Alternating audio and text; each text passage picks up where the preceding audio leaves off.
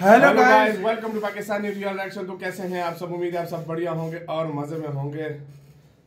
यार आज election update देते जाए, अपडेट दे दे थोड़ी। फिलहाल फुल नहीं आई यार, कुछ 12 कभी इलेक्शन 15 सीटें फिलहाल पीएमएलएन जीती है, मतलब नवाज लीग, और 12 सीटें इमरान खान की पार्टी जीती है और 9 पीपल्स पार्टी और 9 पेपर। फिलहाल रिजल्ट आए अभी तक के रिजल्ट तो रिजल्ट जैसे ही आता है इसके ऊपर प्रॉपर रिजल्ट आज तक आ जाएगा तो पहले आज की वीडियो की तरफ चलते हैं, जो क्या है भारत ने चीन और अमेरिका को पीछे कर डुकम पोर्ट अपनी इंडियन आर्मी के लिए ले लिया। मतलब डुकम पोर्ट अब ये कहाँ पे है मुझे नहीं आइडिया, भाई आपको पता है? नहीं, मुझे भी नहीं पता। तो ये भारत ने कोई डुकम पोर्ट अपनी सेना के लिए एक्वायर किया है। अभी कौन सी जगह पे एक्वायर किया ये देखेंगे। यहाँ पर मुकाबला था अमेरिका और चीन के साथ, भारत का, और अमेरिका और चीन को भी पिछाड़ कर मतलब भारत ने पोर्ट अपने नाम किया, जो एक बहुत बड़ी बात है। पहले देखते हैं क्या सीन हुआ है। हिंदी नॉलेज शो का वीडियो काउंट करते हैं। नमस्कार दोस्तों, स्वागत है आपका हिंदी नॉलेज शो में। तो दोस्तों आज भारत ने चमत्कार कर डाला है। एक ऐसा काम जो असंभव लग रहा था, भारत ने अपनी चतुराई से उसे निकाल लिया है। और ये एक बहुत बड़ी बात है, क्योंकि इंटरनेशनल जियोपॉलिटिक्स में अगर कहीं पर आपको जमीन लेनी है या कब्जानी है तो इसमें 2 ही बड़े प्लेयर हैं, पहला अमेरिका, दूसरा है चीन। वहीं बात करें दूसरे देश में सेना के लिए जमीन की, तो उसमें तो आप अमेरिका को हरा ही नहीं सकते। यहाँ तक कि चीन भी इसमें पिछड़ता है अमेरिका से। लेकिन आज भारत ने इन दोनों देशों को बुरी तरीके से हराया है और एक ऐसे देश में जमीन ले ली है अपनी सेना के लिए, जहां से भारत न सिर्फ अरब सागर में बल्कि पूरे लाल सागर में अपनी दबंगई चला सकता है और पूरे हिंद महासागर को बुरी तरीके से डोमिनेट कर सकता है। लेकिन ये देश है कौन सा और कहां पर किस प्रकार की जमीन हमने अपनी सेना के लिए ली है, चलिए मैं आपको इस डील की सारी डिटेल विस्तार से बताता हूं, वो भी आसान भाषा में। तो दोस्तों अक्सर आपने देखा होगा कि भारत में 2 ही देशों को फ्रेंड के तौर पर यानी कि दोस्त के तौर पर देखा जाता है, रूस या फिर इजराइल। और एक आम धारणा भारतीय जनता में ये है कि यही 2 देश हैं जिन पर भारत भरोसा कर सकता है। लेकिन आप जानकर हैरान होंगे कि एक ऐसा देश भी है जो इन दोनों से आगे है भारत से दोस्ती के मामले में। उस देश का नाम है ओमान। और कितना क्लोज है, उदाहरण के लिए इस देश में कोई सरकार नहीं होती ऐसी खास। यहाँ पर जो राजा होता है यानी कि जो किंग होता है वही पूरे देश को चलाता है। और यहाँ पर जो रॉयल फैमिली है यानी कि राजा का परिवार है, उसमें एक प्रथा है। प्रथा ये कि यहाँ पर जो राजा बनने वाला होता है या प्रिंस होता है उसे भारत में पढ़ाई करनी होती है। अब से पूर्व के जो राजा थे वो भी भारत में पढ़ाई करके गए थे, वर्तमान जो राजा हैं वो भी भारत में पढ़ाई कर गए थे। और ये बताया जाता है कि आगे जो राजा बनेगा, जो फिलहाल प्रिंस है, वो भी भारत में पढ़ाई करेगा। इससे आप अंदाजा लगाइए कि ये भारत के कितने ज्यादा क्लोज हैं। और आज तक अरब देशों में बहुत सारे देश ऐसे हुए जिन्होंने भारत के खिलाफ कदम उठाए।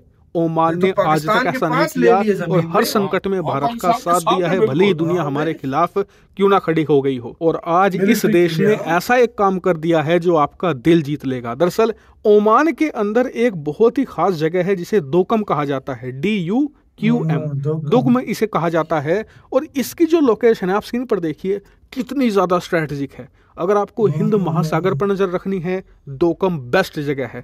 अगर आपको लाल सागर पर नजर रखनी है, जहां हूती आजकल हमले कर रहे हैं, ये इलाका बिल्कुल बेस्ट है उसके लिए। अगर आपको लाल सागर यानी कि ईरान, UAE की तरफ आपको नजर रखनी है, ये उसके लिए भी बेस्ट है। और इसीलिए इस लोकेशन को पाने के लिए दुनिया के तमाम देशों में होड़ मची हुई थी कि किसी तरीके से दोकम पोर्ट उन्हें मिल जाए।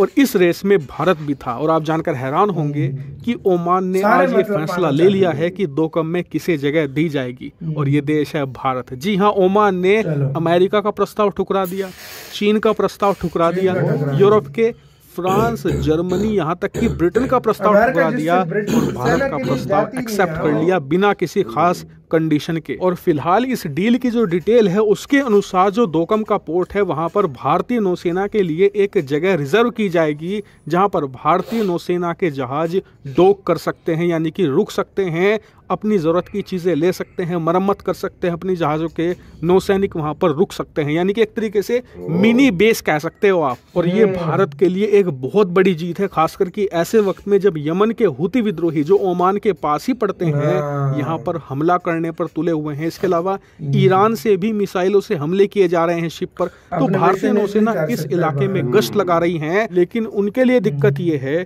कि ये इलाका बहुत ज्यादा दूर पड़ता है भारत से। ऐसे में अगर उन शिप्स को किसी प्रकार की सप्लाई चाहिए या किसी प्रकार की दिक्कत हो जाती है तो उसके लिए हमें अलग से एक सप्लाई शिप भी भेजनी पड़ती है। लेकिन दोकम का पोर्ट मिलने से ये सारी समस्याएं दूर हो जाएंगी और हमें एक परमानेंट जगह मिल जाएगी जहां पर नौसेना ठहर सकती है, अपनी ज़रूरत की चीज़ें ले सकती हैं, मेंटेनेंस कर सकती है और आराम से रेस्ट भी कर सकती हैं। यानी कि भारतीय नौसेना के लिए इस इलाके में जो भी समस्याएं थी, दोकम के इस पोर्ट ने वो सारी समस्याएं ख़त्म कर दी हैं और भारत को एक बड़ी ताकत भी दे दी है। और इसके लिए हम सभी लोगों को ओमान की रॉयल फैमिली को धन्यवाद जरूर करना चाहिए, जो हमेशा भारत के पक्ष में खड़े रहे हैं, भले ही समय अच्छा हो हमारे लिए या फिर बुरा। और इसीलिए आने वाले समय में जब हम सुपर पावर बनेंगे तो हमें ओमान का भी ध्यान रखना होगा, क्योंकि ओमान एक ऐसा देश है जिसने बुरे से बुरे वक्त में हमारा साथ दिया है और ऐसे दोस्त मुश्किल से मिलते हैं जो बुरे वक्त में आपके साथ हो। अच्छे वक्त में तो 100 मिल जाएंगे। हालांकि इस पूरे मुद्दे पर आपका क्या मानना है कमेंट करके बताइएगा। Thank you very much for watching video.